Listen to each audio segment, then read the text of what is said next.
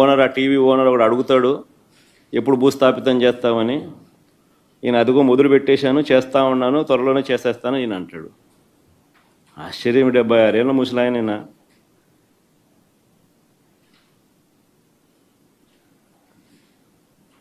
ఈ వయసులో red book రాజ్యాంగ పాలన ఏమిటి, ఈ బెదిరింపులు ఏమిటి, వాడిని తొక్కుతా వీడిని తొక్కుతా అన్న మాటలు ఏమిటి? ప్రజలు ఏదో దేవుడు ప్రజలు దయదలిచి ఏదో అధికారం ఇచ్చారు.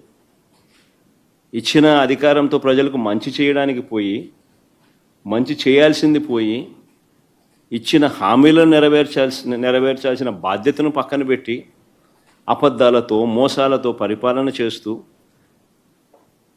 వాటి గురించి ఎవరైనా ప్రశ్నిస్తే భూస్థాపితం చేస్తాను అనే మాటలు మాట్లాడుతూ ఉన్నాడు ఈ వ్యక్తి.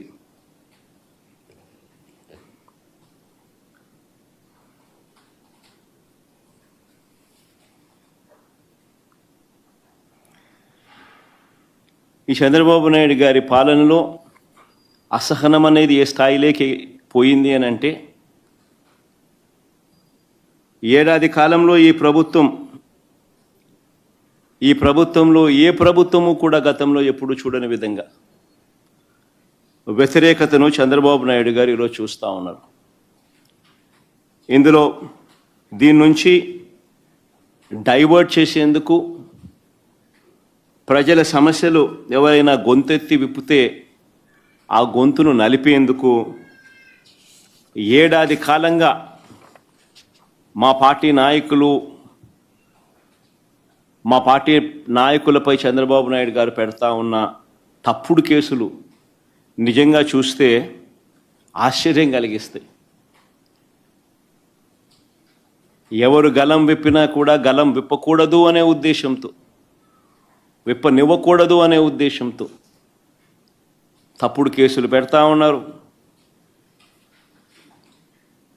టాపిక్లు డైవర్ట్ చేస్తూ ఉన్నారు. ఈ తప్పుడు కేసుల సాంప్రదాయాన్ని మరింతగా కొనసాగిస్తూ, మొన్న కరెక్ట్గా నా ప్రోగ్రాంకు ముందు రోజున టాపిక్ డైవర్ట్ చేసేందుకు ఉపయోగపడుతుందనే ఉద్దేశం కూడా ఒక కారణం. రెండో కారణం, గొంతు నొక్కాలి ఎవరైనా కూడా తనకు వ్యతిరేకంగా మాట్లాడితే అన్న కారణం